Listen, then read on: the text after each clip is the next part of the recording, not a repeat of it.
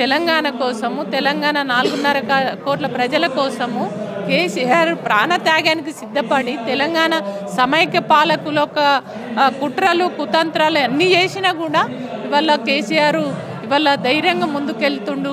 కాబట్టి మనమందరం కూడా ఖచ్చితంగా పార్టీలు, జెండాలు, ఏజెండాలు, సంఘాలు కావచ్చు, వ్యక్తులు కావచ్చు, అందరము ఏకం కావాలన్నటువంటి ఒక ఆలోచనతోటి తెలంగాణ ప్రజలందరూ కూడా ఈ 2 సంవత్సరాల కాలంలో ఇవాళ తెలంగాణ కోసము ఏ కలలైతే కన్నామో, ఏ పోరాటాలు చేసి అయితే తెలంగాణ తెచ్చుకున్నటువంటి తెలంగాణ మూడే 3 అంశాలు కదా, నీళ్లు, నియామకాలు, నిధులు.